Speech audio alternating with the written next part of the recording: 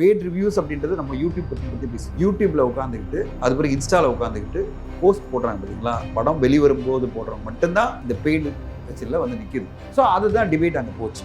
இங்கே என்ன வருதுன்னா, பெரிய படத்துக்கு ஒரு நீதி, சின்ன படத்துக்கு ஒரு நீதி.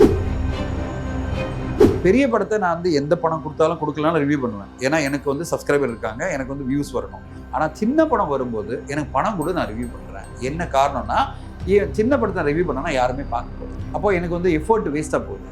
ஓகே, ஏன்னா இவ்வளோ கஷ்டப்பட்டு இந்த படத்தை பார்த்து இதுக்கு ரிவ்யூ ஒன்று போட்டு அப்போ வந்து எதுக்கு நான் பண்ணணும், இவ்வளோ பேர் பார்க்க போகிறது இல்லை. அப்போ எனக்கு பணம் கொடுத்தா ரிவ்யூ பண்ணும்போது அப்போ தான் என்ன இண்டஸ்ட்ரி ஃபுல்லாக அடிச்சிட்டாங்க. பல தயாரிப்பாளர்கள், சார் நீங்கள் தான் சார் போல்டாக பேசிட்டீங்க, நான் எவ்வளோ கஷ்டப்படுறேன் தெரியுமா, எனக்கு தியேட்டர்கள் ரெவன்யூ மூலமாக எனக்கு 2 லட்சம் வரல, ஆனால் ரிவ்யூக்கு மட்டுமே 2 லட்சம் கொடுத்தேன்னு எனக்கு ஒரு மெசேஜ். அதாவது அவருக்கு 25,000 ரூபாய் கொடுத்தேன், இவருக்கு 30,000 ரூபாய் கொடுத்தேன், மொத்த டோட்டல் 2 லட்சம் ஆயிடுச்சு, ஆனால் எனக்கு தியேட்டர்கள் 2 லட்சம் வரலன்னு அவர் மெசேஜ் போடுறாரு. வருத்தப்பட்டு பேசுகிறேன். ஒரு படம் உனக்கு பிடிக்காம போயிடுச்சுன்னா அந்த படத்தை மொத்தமாக காலி பண்ண ட்ரை பண்ணுறேன். ஏன்னா அப்போ தான் அவருடைய எனிமி இருப்பாங்களா, அந்த ஹீரோக்கு எனிமி இருப்பாங்களா, அவங்களாம் சப்ஸ்கிரைப் பண்ணுவாங்க. உன் சேனலுக்கு வியூஸ் வரும், லட்சக்கணக்கில் வியூஸ் வரும், ஆயிரக்கணக்கில் நீ சம்பாதிப்ப ஒரு ரிவ்யூ போட்டு.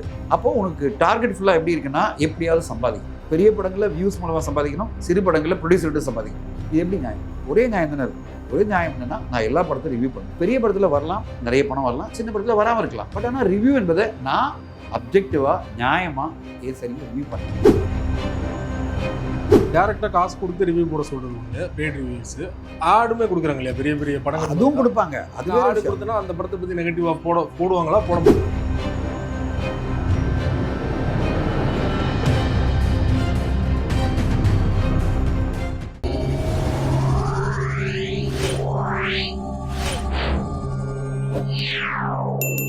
மீடியா சர்க்கிள் நேயர்களுக்கு வணக்கம். இன்றைக்கு நம்மோடு நேர்காணலுக்காக தயாரிப்பாளர் பாஃப்டா தனஞ்சயன் அவர்கள் நம்மோடு இணைந்திருக்கிறார். அவரோடு பேசலாம். சார் வணக்கம். வணக்கம். சமீபத்தில் நீயானால வந்து ரிவ்யூவர்ஸும் அப்புறம் வந்து நார்மல் ஆடியன்ஸ் ரிவ்யூக்கு எதிரான ஒரு டிபேட்ஸ் நடந்தது. அதில் உங்களுக்குமே அழைப்பு வந்தது, நீங்கள் போலன்னு சொல்லியிருந்தீங்க. ஒரு கன்ஃபியூஷன் ஒன்று போயிட்டு இருக்கு. நம்ம ரிவ்யூவர் மொத்தமாக குரூப் பண்ணக்கூடாது.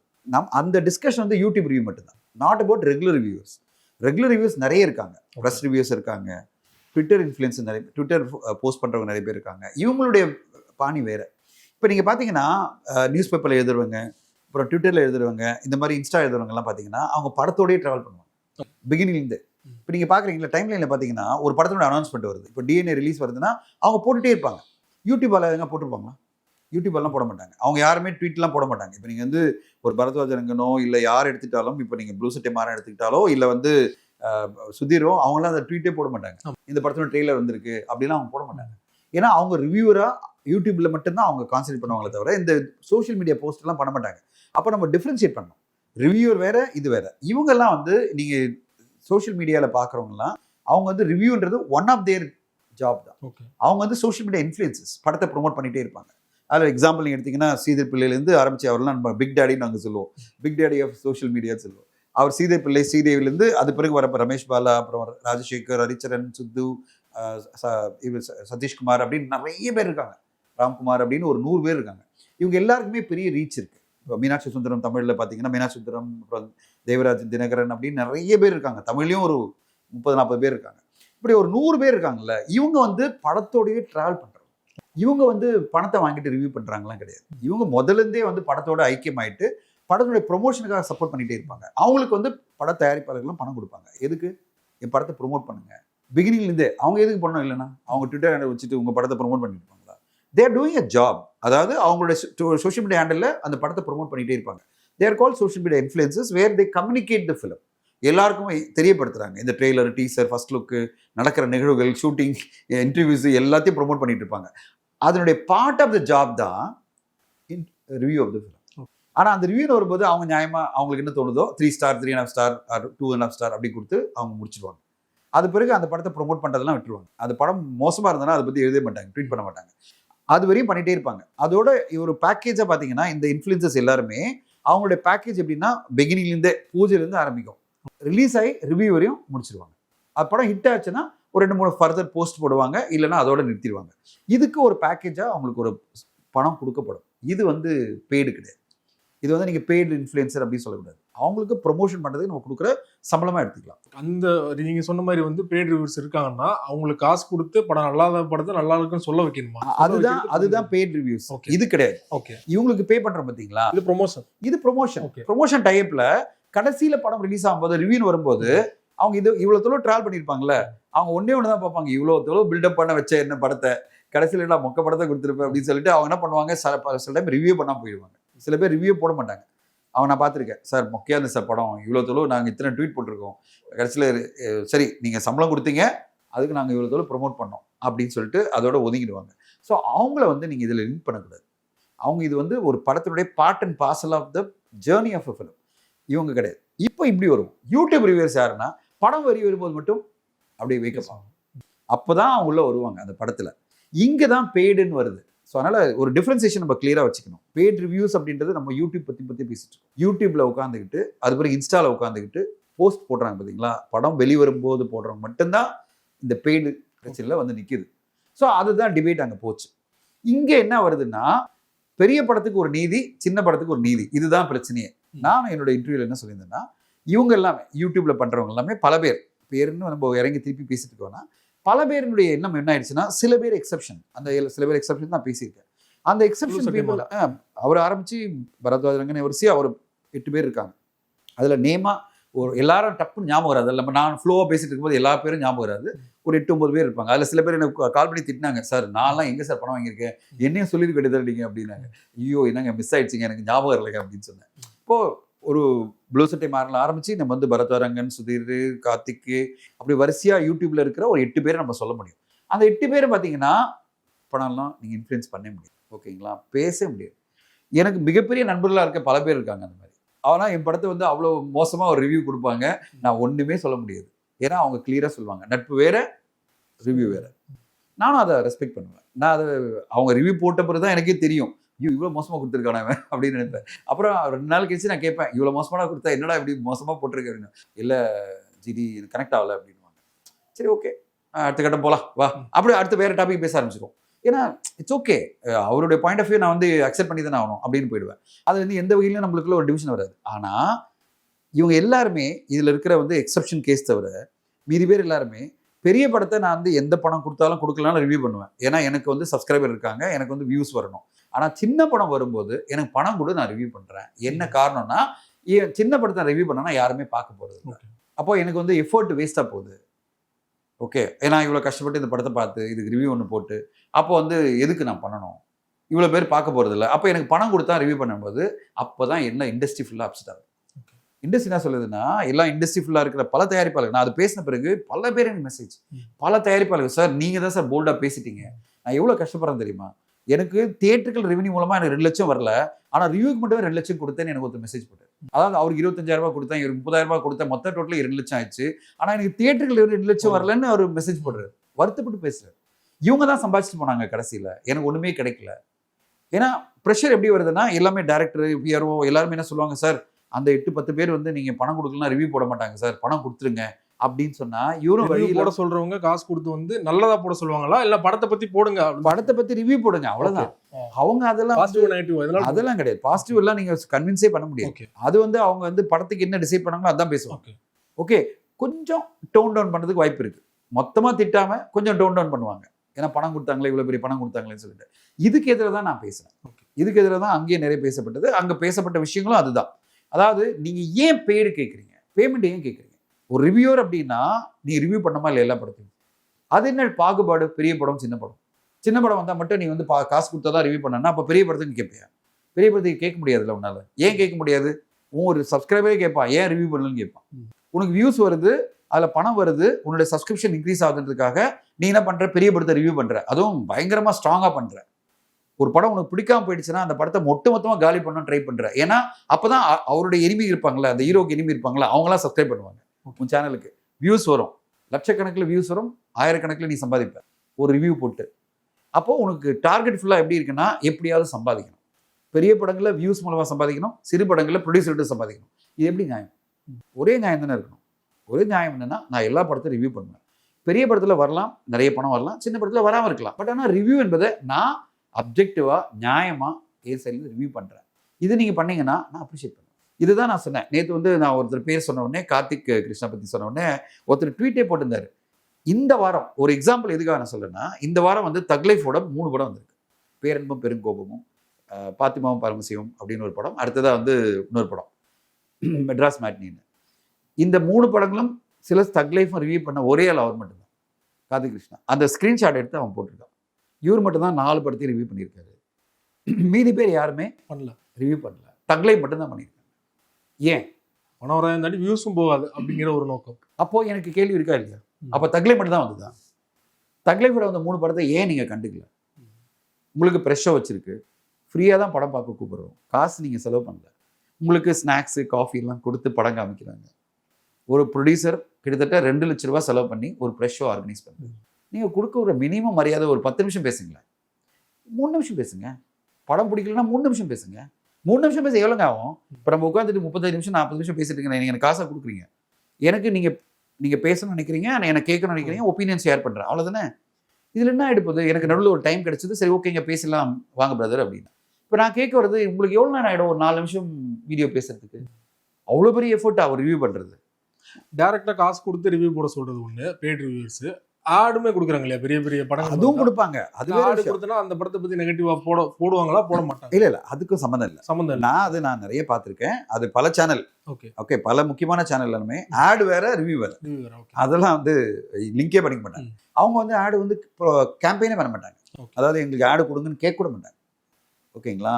பல சேனல்ஸ் வந்து ஆடு கொடுங்கன்னு அவங்க எப்பவுமே கேட்டது. ஓகேங்களா? அவங்க என்ன சொல்லுவாங்க, உங்களுக்கு இஷ்டம் தான் ஆடு கொடுங்க, அது ஆட் டிபார்ட்மெண்ட். எங்களோட ரிவ்யூன்றது எங்களுடைய ரெஸ்பான்சிபிலிட்டி, அதை நாங்கள் பண்ணுவோம் அப்படின் போது அந்த ஒரு டிஸ்டிங்ஷன் கிளியராக இருக்கும். நான் சொல்ல வர்றது ஒன்றே தான், நீ ப்ரூவ் பண்ணு, 4 படம் வெளிவந்திருக்கு, 4 படத்தை ரிவ்யூ பண்ணுங்கன்னு சொல்லு, நான் ஒத்துக்கிறேன், காசை வாங்காமல் பண்ண சொல்லு. ஆனால் நீ ஒரு படத்தை மட்டும் தான் ரிவ்யூ பண்ணுவேன், மீதி 3 படத்தை ரிவ்யூ பண்ண மாட்டேன்னா அப்போ நீ இண்டஸ்ட்ரிக்கு பட்ட துரோகமாக நான் பார்க்குறேன். இதுதான் என்னோட பாயிண்ட்.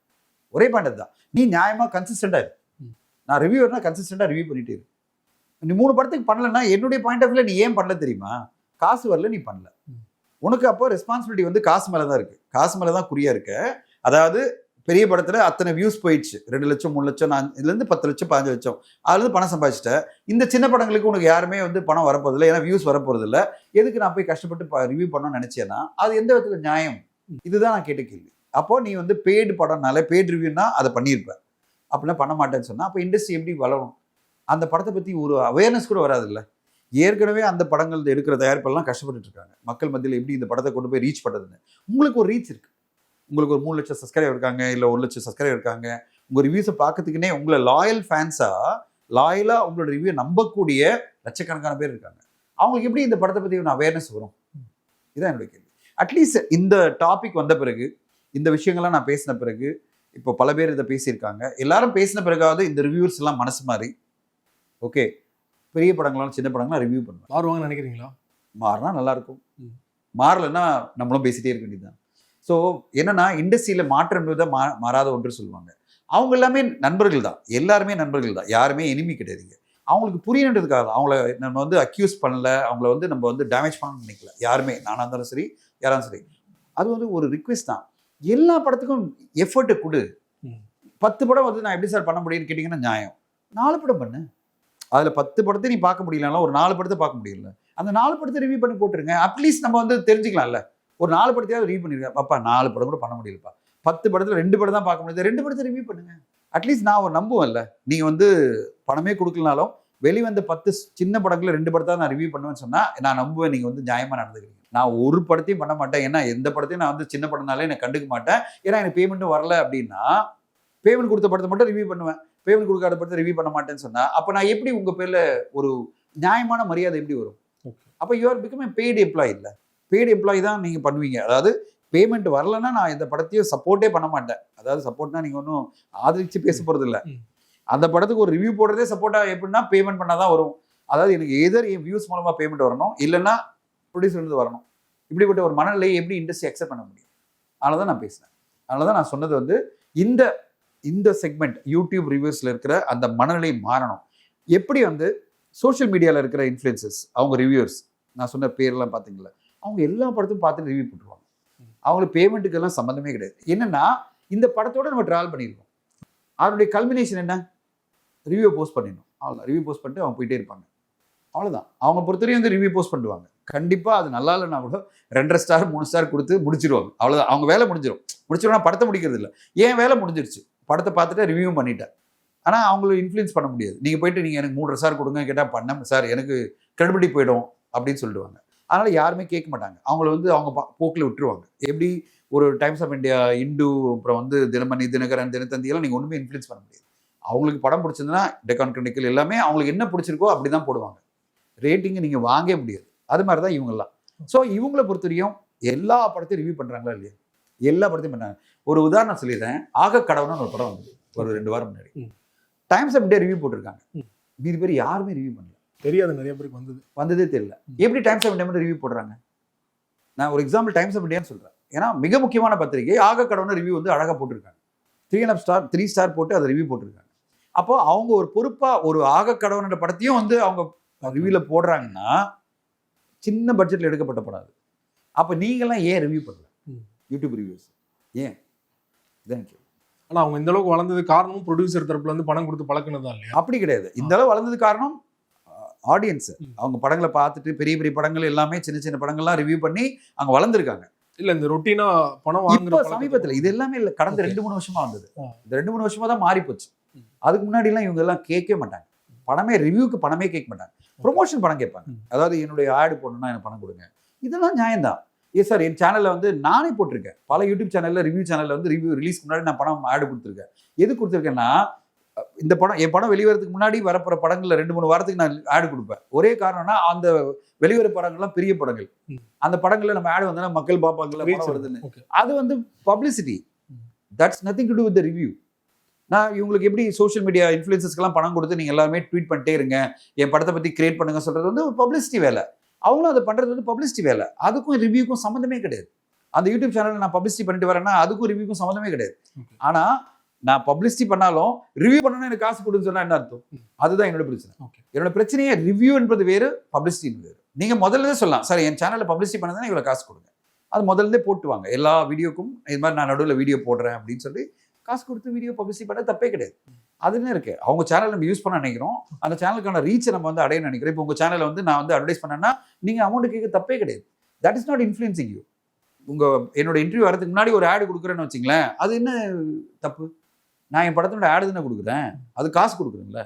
அதனால நீங்கள் எதுவும் மாற போகிறது இல்லை, உங்கள் எண்ணம் மாற போகிறது இல்லை. ஓகேங்களா? அவங்க பேசுகிறவங்க பேச தான் போகிறாங்க. ஓகேங்களா? அவங்க படத்தை பற்றி என்ன பேசணுமோ அதை பேச தான் செய்வாங்க. ஸோ நான் என்ன சொல்ல வரேன்னா, படத்தை பற்றி ரிவ்யூ தனியாக வச்சுங்க, இது தனியாக வச்சுங்க, பப்ளிசிட்டி வந்து லிங்க் பண்ணிக்காதீங்க, அதை விட்டுருங்க. நான் கேட்க வருது ரிவ்யூ என்பது ஒரு ரிவ்யூனுடைய அடிப்படை கடமையாக நான் பார்க்குறேன். ஒரு ஆக கடவுன படத்தை வந்து டைம்ஸ் ஆஃப் இந்தியா ரிவ்யூ பண்ணி அந்த படத்துக்கு ஒரு சின்ன சப்போர்ட் கொடுக்கும்போது உங்களுடைய கடமை அதுதானே. இதுதான் என்னுடைய ஒரே கேள்வி. குட் பேட் அக்லியை தொடர்ந்து வெற்றியை தொடர்ந்து மீண்டும் அதே கூட்டணி இணைய போறாங்க அப்படிங்கிற ஒரு தகவல் வந்துட்டு உண்மைதானா சார்? நம்ம நிறைய இன்டர்வியூ அதை பத்தி பேசிட்டோம். நான் கிளியரா சொன்னேன், இதுதான் நடக்கும். நான் சொன்னேன் இது நடக்க போகுது அப்படின்றதான் என்னோட எதிர்பார்ப்புன்னு சொன்னேன். அது நடக்கும் அப்படின்னு இண்டஸ்ட்ரி எல்லாம் சொல்லிட்டு இருக்காங்க. அனௌன்ஸ் பண்ணதுதான் ரொம்ப சந்தோஷமா இருக்கும். ஏன்னா என்னுடைய எதிர்பார்ப்பும் அதுதான், அது நடக்கும்ன்றதான் என்னுடைய எதிர்பார்ப்புல தான் பல இன்டர்வியூல நான் சொன்னேன். மைத்ரி மூவிக்கு ஆதிக் ரவிச்சந்திரன் அஜித் சாருடைய காம்பினேஷன் தான் அடுத்த படம் இருக்கும் அப்படின்றது என்னுடைய எதிர்பார்ப்பு அப்பயே இருந்தது. படம் வெளிவரத்துக்கு முன்னாடி சொன்னேன் அடுத்த காம்பினேஷன் அதுதான் பண்ணுவார் அஜித் சார், ஏன்னா அவர் ரொம்ப ஹாப்பி அந்த படத்துலன்னு சொன்னேன். அதுதான் நடந்தது. அந்த படத்தோட வெற்றினால அந்த காம்பினேஷன் தான் திருப்பி வரும். ஏன்னா அப்படிப்பட்ட ஒரு மனநிலையில் தான் அவர் இருப்பார். அவர் எப்பவுமே ஒரு கம்ஃபர்ட் ஜோன் தான் ஒர்க் பண்ணுவார். அவருக்கு ஒரு தீவிரமான நம்பிக்கை வந்துடும். இவங்க இந்த படத்துல என்னுடைய ஆதிக் நல்லா கொடுத்துட்டாரு, அப்போ என்னை எப்படி எக்ஸ்ப்ளாய்ட் பண்ணணும் ஆதிக்கு தெரியும். அதனால ஆதிக் கூட டிராவல் பண்ணதான் எனக்கு இப்போதைக்கு ஈஸி. அடுத்து இன்னொரு டைரக்டரை வந்து எக்ஸ்பெரிமெண்ட் பண்ண முடியாது. அப்படின் போது நான் இதோட பண்ணிக்கிறேன் அப்படின்றதான் அவர். ஏன்னா அவருக்கு 1008 டைவர்ஷன்ஸ் இருக்கு. டைவர்ஷன்றது அவருடைய பேஷன் ஒன்று பர்சியூ பண்ணிட்டு இருக்காரு. இதுல உட்காந்துட்டு இன்னொரு டேரக்டர் சரியா பண்ணுவாரா, நம்மளுக்கு சரியா எக்ஸ்பிளைன் பண்ணுவாரான்ற வரியெல்லாம் கிடையாது. அவரு சிறந்த படங்களை ஒவ்வொரு வருஷமும் கொடுத்து மக்களை என்டர்டெயின் பண்ண முடியல வந்துட்டாரு.